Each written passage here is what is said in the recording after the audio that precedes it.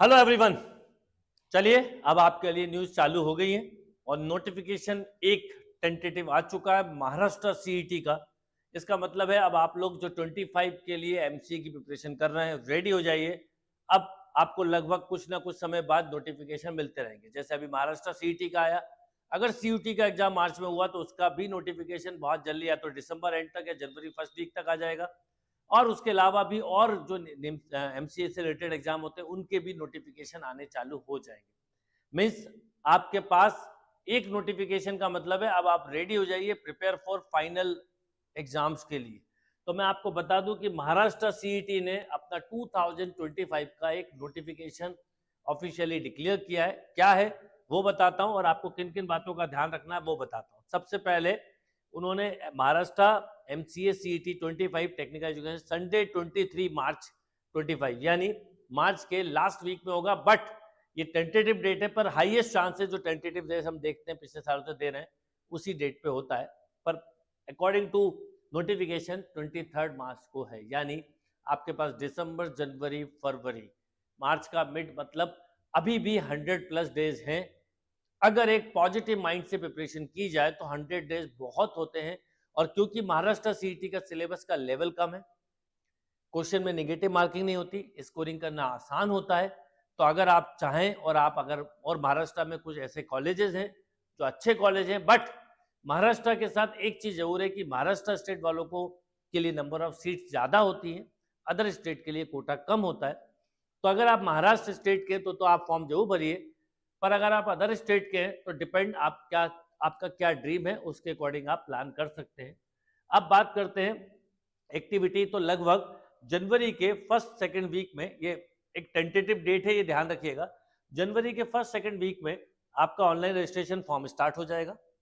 तो 11 तारीख मैंने लिखी है पर फर्स्ट या सेकंड वीक में स्टार्ट होगा। करीब करीब 20 से 30 डेज तक आप ऑनलाइन रजिस्ट्रेशन फिल कर सकते हैं। फिर वो हॉल टिकट के लिए नोटिफाई करेंगे और डेट ऑफ एग्जामिनेशन टेंटेटिव जो है वो 23 मार्च होगी। देन एग्जामिनेशन पैटर्न की बात करें, अगर आपको ये क्लियर नहीं दिख रहा तो मैं अभी बाद में एक स्लाइड ली है।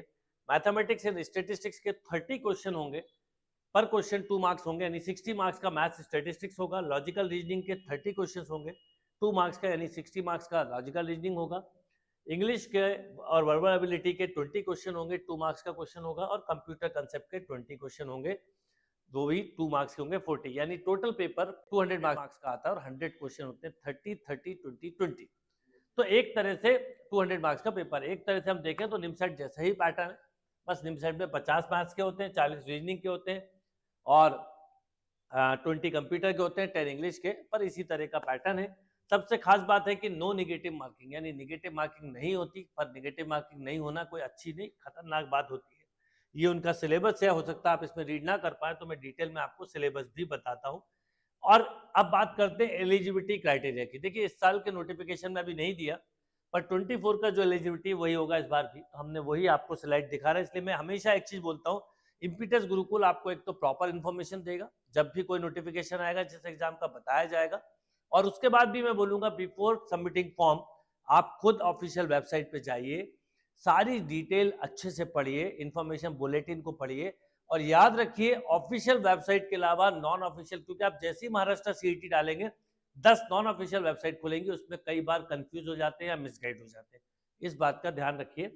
तो अकॉर्डिंग टू 24 आपके पास ग्रेजुएशन में बी, बीटेक, बीएससी, बीकॉम वाले बच्चे डायरेक्ट एलिजिबल है। वोकेशनल कोर्स, बीसीए, ये सारे मतलब आप अगर ग्रेजुएट या बी कर रहे हैं तो आप एलिजिबल है। बस इसमें क्लियरली बोला preferable with mathematics at 10+2 level और at graduation level and obtain at least 50% marks. या तो आपका 10+2 में मैथ्स हो या ग्रेजुएशन लेवल में 1 सेमेस्टर या 1 ईयर में हो तो आप एलिजिबल हैं, प्रेफर करेंगे वो। और 50% वाले बच्चे भी इस एग्जाम को दे सकते हैं। और अगर रिजर्व कैटेगरी के हैं तो आप 45% के वाले बच्चे भी SC ST वाले दे सकते हैं। यानी जिन बच्चों के 60% से कम है और जो निमसेट में एलिजिबल नहीं है उनके लिए सीईटी महाराष्ट्र एक अच्छा ऑप्शन हो सकता है, ध्यान रखिएगा। अब बात करते हैं, मैंने यहाँ पे अलग से दिखाया हुआ है क्योंकि उसमें हो सकता है स्लाइड में क्लियर ना हो। मैथ्स और स्टेटिस्टिक्स के टोटल 30 क्वेश्चंस होते हैं, जिसमें 2 मार्क्स हर क्वेश्चन के होते हैं, टोटल 60 मार्क्स का पेपर होगा। लॉजिकल रीजनिंग के 30 क्वेश्चन होंगे, 2 मार्क्स का क्वेश्चन होगा, 60 मार्क्स के होंगे। इंग्लिश के 20 क्वेश्चन होंगे, 2 मार्क्स का एक क्वेश्चन होगा 40 मार्क्स, और कंप्यूटर के भी 20 क्वेश्चन होंगे 2 मार्क्स। और इसका कंप्यूटर का जो सिलेबस है वो ऑलमोस्ट निमसेट वाला सिलेबस है, और अगर आप निमसेट और सीयूटी की तैयारी कर रहे हैं तो अलग से कंप्यूटर की जरूरत नहीं पड़ेगी, और इम्पीटस के किसी भी कोर्स से जुड़े तो भी आपको अलग से कुछ नहीं करना होगा। अब बात करते हैं बेसिकली सिलेबस की, तो mathematics, statistics, logical reasoning, English and computer 200 marks का पेपर है, और 150 मार्क्स पे आपको अच्छा कॉलेज मिल जाता है, इवन 120 पे भी। अब बात करते हैं सिलेबस की, तो सिलेबस को थोड़ा सा समझिएगा, निमसेट से तो काफी कम है, पर कुछ चीजें उन्होंने हटाई हैं, पर उसके बाद भी समझना।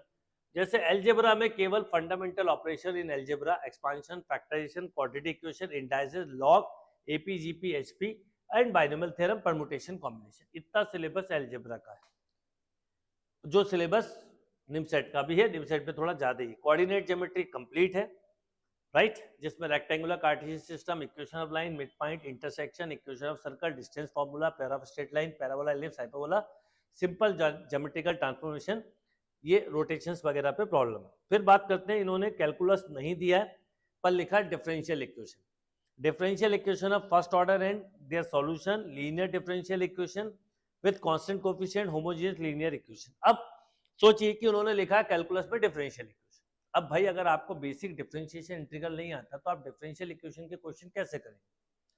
तो कहने को नहीं है, पर इनडायरेक्टली तो है, तो बहुत एडवांस नहीं, पर बेसिक डिफरेंशिएशन इंटीग्रल करना होगा, डिफरेंशियल इक्वेशन अच्छे से पढ़ना होगा निमसेट में, जबकि डिफरेंशियल इक्वेशन नहीं है, पर कैलकुलस के लिए बेसिक, तो आपको बेसिक कैलकुलस और बेसिक ट्रिग्नोमेट्री आनी चाहिए, बस बेसिक लेवल की, मतलब 11 की बुक भी कर लेंगे तो चलेगा। ट्रिग्नोमेट्री में थोड़ा सा पोर्शन है trigonometry, simple identity, trigonometry equation, property of triangle, solution of triangle, height and distance and inverse function, पर कोई बहुत हाई लेवल पे क्वेश्चंस नहीं आते, तो ट्रिग्नोमेट्री को आप बेस लेवल पे अच्छे से कवर कर लेंगे तो आपको कोई दिक्कत नहीं जाएगी। फिर बात करते हैं प्रोबेबिलिटी एंड स्टैटिस्टिक्स, ये एक बड़ा पार्ट है, इसको आपको अच्छे से करना है। Basic concept of probability theory, average, dependent and independent event, frequency distribution, measure of dispersion, skewness, kurtosis, random variable, distribution function, mathematical expectation, binomial Poisson, normal distribution. यानी स्टैटिस्टिक्स का पार्ट जो है वो थोड़ा सा, स्टैटिस्टिक्स का पार्ट जो है वो थोड़ा सा निमसेट से ज्यादा है, ये ध्यान रखिएगा। अर्थमेटिक में थोड़ा सा 9th 10th के भी कुछ बेसिक कंसेप्ट हैं, ratio and proportion, problem on time and work, distance, speed, percentage, basic set theory, function और मेंसुरेशन के कुछ टॉपिक है जो 9th 10th की बुक के हैं। यानी अगर इसको समझे हम तो थोड़ा सा 9th 10th को भी टच किया ट्रिग्नोमेट्रिक, और क्वेश्चन बहुत ज्यादा इजी आते हैं, बट आपको बेसिक सारे टॉपिक्स के कवर करने होंगे। और अगर आप निमसेट की प्रिपरेशन कर रहे हैं तो आपको बहुत ज्यादा अलग से एफर्ट नहीं डालने होंगे, एक्सेप्ट आप चाहें तो थोड़ी सी मेंसुरेशन और बेसिक अर्थमेटिक को कवर कर सकते हैं, आपका काम हो जाएगा। हाँ, स्टैटिस्टिक्स में थोड़ा सा पोर्शन एक्स्ट्रा है, वो अगर आप कर लेंगे तो आपके लिए बहुत अच्छा होगा। तो अगर आप ऑलरेडी प्रिपरेशन, लॉजिकल रीजनिंग है वो बिल्कुल वही है जो निमसेट में है, इंग्लिश है, और कंप्यूटर का वो पोर्शन है जो कि निमसेट या सीयूटी का एक कॉम्बिनेशन है। तो अगर आप उन दोनों एग्जाम की तैयारी कर रहे हैं, ऑलमोस्ट सभी बच्चे जो सीईटी महाराष्ट्र देते हैं वो ऐसा करते हैं, तो उनके लिए बेनिफिट होगा। अब बात करते हैं, अगर आप इम्पीटस से किसी भी कोर्स से जुड़े हैं तो हम लोग आपको सीईटी महाराष्ट्र के भी मॉक टेस्ट देंगे और कुछ पेपर्स के उनके डिस्कशन भी करेंगे। आप ऑलरेडी जुड़े तो नो नीड, पर अगर आप नहीं जुड़े और आपका ड्रीम एनआईटी जाना है या सीयूटी जाना है या सीईटी के थ्रू अच्छा कॉलेज लेना है, तो अभी आपके पास एक विजन 2 एक बैच का ऑप्शन है जो कि 2 दिसंबर से ही स्टार्ट हुआ है, और इस कोर्स में live classes, test papers, study material और सबसे यूनिक बात, टेस्ट पेपर के लाइव एनालिसिस और एक्चुअल पेपर्स के सॉल्यूशन मिलेंगे। अगर थ्योरी पे अच्छा कमांड है तो मैं आपको बोलूंगा आप दिवाली टेस्ट सीरीज से जुड़ सकते हैं, क्योंकि इम्पीटस गुरुकुल की टेस्ट सीरीज एक यूनिक टेस्ट सीरीज है जो कहीं नहीं मिलती। ना केवल test series, weekly plan, complete study material और जो वीकली टेस्ट होते हैं उनके लाइव एनालिसिस मिलते हैं। तो इनडायरेक्टली आप इम्पीटस से लाइवली जुड़ जाते हैं और आपको वीक में 2-3 क्लासेस मिलती है जिसमें मैथ्स, रीजनिंग और कंप्यूटर के पेपर्स का एनालिसिस होता है। और मैं आपको एक बात बता दूं, जो बच्चे निमसेट सीयूटी की तैयारी करते हैं वो सीईटी महाराष्ट्र में हमेशा टॉप परफॉर्म करते हैं, क्योंकि उससे कई ज्यादा सिलेबस को वो ऑलरेडी पढ़ लेते हैं, इसलिए दिक्कत नहीं जाती। अब अगर कोई केवल सीयूटी के लिए ही टारगेट कर रहा है तो उसके लिए सीयूटी का एक बैच है, सीयूटी का रेगुलर बैच है। अगर केवल सीयूटी कंप्यूटर पढ़ना चाहे तो सीयूटी कंप्यूटर का बैच है। लास्ट ईयर जो 24 का एग्जाम था, सीयूटी में जो कंप्यूटर के क्वेश्चन आए, इम्पीटस गुरुकुल में जो शिवम सर ने पढ़ाया उसी से सारे क्वेश्चन आए थे। तो आप सीयूटी कंप्यूटर के बैच को अगर ज्वाइन करते हैं तो इसमें सीयूटी कंप्यूटर, निमसेट और सीईटी महाराष्ट्र का पूरा पोर्शन कवर होता है। और केवल आप टेस्ट सीरीज ज्वाइन करना चाहें तो आप सीयूटी की टेस्ट सीरीज भी ज्वाइन कर सकते हैं। अगर आप कई बार बच्चे 26, 27 वाले भी सेशन सुन रहे होते हैं तो आपके लिए एक उत्कर्ष बैच है 26 के लिए और फाउंडेशन बैच, नीब बैच है 27 के लिए।